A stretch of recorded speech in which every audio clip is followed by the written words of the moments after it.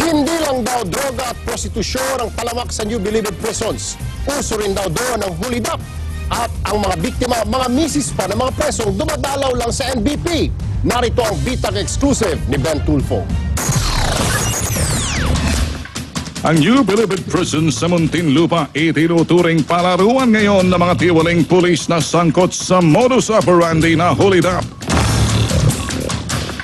Ang kanilang mga target, mga dumadalaw na mga may bahay na mga preso na nakakulong dahil sa illegal na droga. Maging kay Superintendent Richard Schwarzkopf, hindi na bago ang modus operandi na ito. Allegedly, ito rin yung mga police or other law enforcement agency.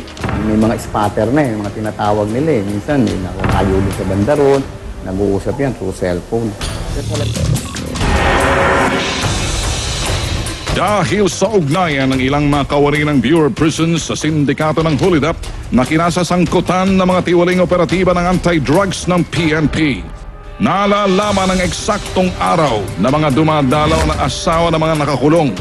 May sapat na panahon para isagawa ang plano kung paano isasagawa ang hulidap sa kanilang mga napiling biktima. Sa labas ng reservation, sinasakote. Minsan naman, within the reservation, makikita nila yung area na walang masyadong mga tao. Doon nila inaano yung tao. Minsan, sinasakay daw sila sa van. Pagkatapos, paglabas, along the way.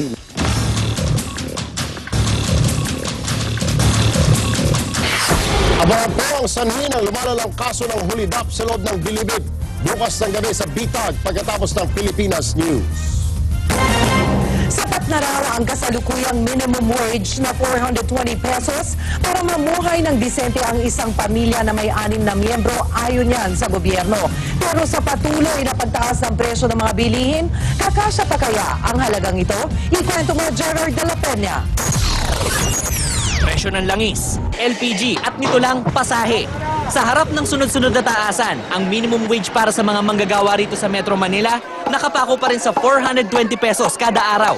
Kaya tanong ng marami, kaya pa kaya ng bulsa? Sabi ng bagong kwenta ng National Statistical Coordination Board, oo, 353 pesos lang isang araw. Solve na ang isang pamilya na may 6 na miyembro. Sa halagang yan, ayon pa sa NSCB, 239 pesos daw ang dapat ilaan para sa budget ng pagkain. Ang natirang 114 pesos, dapat raw pagkasyahin sa gasto sa pasahe, bayad sa ilaw at kuryente. So, dapat po i-stress po natin na minimum lang po ito. So, it's para lang maging hindi mahirap ang Pilipino. Pero sagot ng mga may bahay tulad ni Jodeline, talaga lang ha, di sapat ang halagang sinasabi ng NSCB. Minimum ang kita ng asawa niyang pintor at pinagkakasya niya ito sa kanilang mag-asawa, 3 anak at pamangkin. Para silipin kung tama at hindi na hokus-pokus ang kwenta ng NSCB, sinama naming mamalengke si Jodeline, dala ang 239 pesos. Isinama namin dito sa palengke si Aling Jodeline para malaman kung ano nga ba mabibili sa 239 pesos at kung kasya na ito sa kakainin nila sa buong maghapon. Handa ka na ba? Opo. Tara. Sinunod namin ang payo ng Food and Nutrition Research Institute para sa isang masustansyang agahan, tanghalian at hapunan.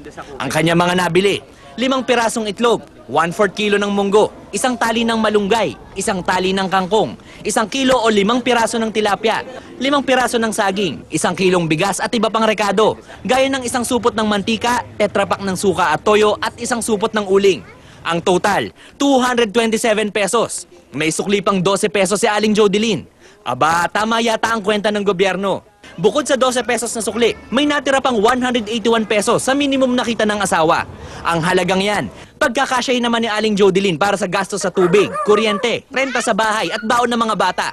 Pero ang problema, sakaling magkasakit ang isa sa miyembro ng kanilang pamilya, hindi na alam ni Jodeline kung saan mamagikin ang pera pang tusto sa ospital, gamot o doktor. Anong ginagawa para magkasya yung kinikita ng asawa mo? Tipid talaga.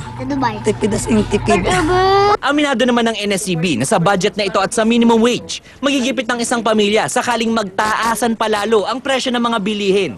Kaya habang wala pang aumento sa sahod, ang pinakamabisa nilang payo, tipid at tiis muna. Gerard de la Peña, News 5. Sawi baka mo sa pag-ibig, tulad ng brinekan ka, na-busted, o kaya pinagpalit sa iba. Abay, ingat-ingat lang pare, mare. Ang pagiging heartbroken daw ay isa sa mga dahilan kaya nawawala sa katinuan na pag-iisip ang isang tao. Narito po ang eksklusibong insider report ni Mike Templo. Tulala at kung minsan naman ay tawa ng tawa. Ganito kadalasan ang pinauwian ng mga taong pinagkaitan ng bait o may mental disorder. I am a producer.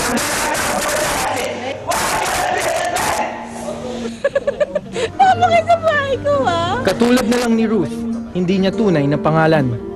Voluntaryo siyang ipinasok ng kanyang nanay Evelyn sa Cavite Center for Mental Health o CCMH. Naliligo na siya ng wala sa lugar, toothbrush ng toothbrush. Schizophrenia ang sakit ni Ruth. Ito ang nangungunang sakit sa pag-iisip ayon sa pag-aaral ng World Health Organization o WHO noong 2011. Pagkabigo sa pag-ibig naman ang numero unong dahilan kung bakit nagiging schizophrenic. Yung acute symptoms ng mental illness nako-contain within 1 week to 2 weeks.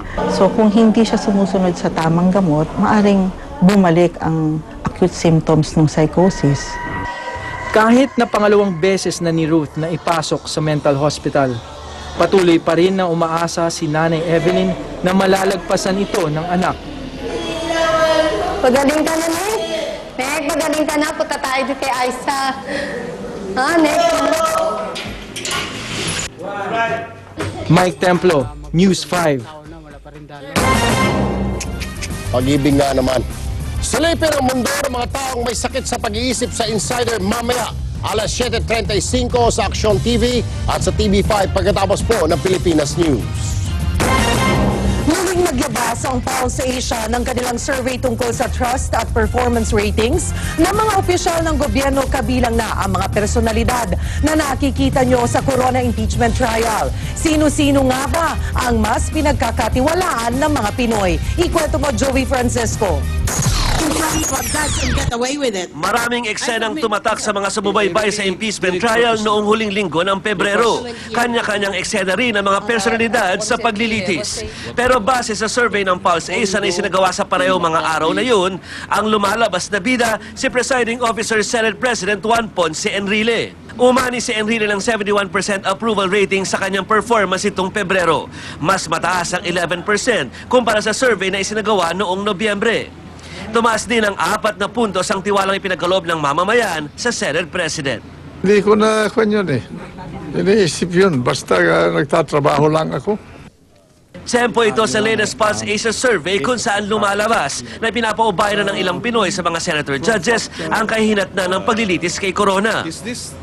Hindi naman nakabibigla ang patuloy na pagsadsad ng trust ratings ng Chief Justice. Ayon sa survey, 18% naalaga sa kanyang trust ratings noong Nobyembre. Isinagawa ang survey sa panahong pinag-uusapan sa Senado ang kanyang mga condo unit, ang kanyang dollar bank account, ang questionable niyang salin, at ang pagtestigo ni Justice Secretary Laila de Lima laban sa kanya. Maging ang performance rating ng punong maestrado ay bumaba. Isa lang sa bawat 10 Pinoy o 14% ang gusto o aprobado ang performance ni CJ Corona. Ang nakakuha ng pinakamataas na marka, nagkataong walang partisipasyon sa impeachment trial. Patuloy na namamayagpag sa survey si Vice President Jejomar Binay. Ang pinakamataas naman pinuno ng bansa, nananatiling mataas ang mga markang nakuha. Pero hindi din maikakailang nalagasan ng tiwala ng mga natanong na Pinoy kay Pinoy. Joey Francisco, News 5. Hot topic na naman si Pinoy sa Twitter, pati ang kanyang dinedate na si Grace Lee. Nag-tweet kasi si Edu Manzano na nais daw silang dalawa sa promenade sa Green Hills sa oras ng trabaho kanina. Agad namang bumuelta sa Twitter ang palasyo. Sabi ni Presidential Spokesman Edwin Lacerda, chismis lang ito. Dahil nasa NEDA board meeting ang Pangulo. Si Yusek Abigail Balte, inisa-isa pa ang mga ginagawa ni Pinoy. Board meeting, cabinet meeting, hanggang sa magpunta na nga siya sa Green Hills. Si Grace mismo, sumagot din na sa Makati raw siya buong maghapon. Agad naman nag-sorry si Edu at inaming nakuryente lang siya sa maling balita. Pero kasunod niyan, ito muling nabuhay ang litrato ng mga opisyal ng DPWH na pinotoshop na nag-iinspeksyon. Ang nadagdag ngayon, si Pinoy na subsob sa trabaho sa tabi nila. Kumakalat ngayon yan sa internet. And I'm sure nakita na ng mga kapatid natin yan. So, totoong napunta siya sa Green Hills. Totoo ba?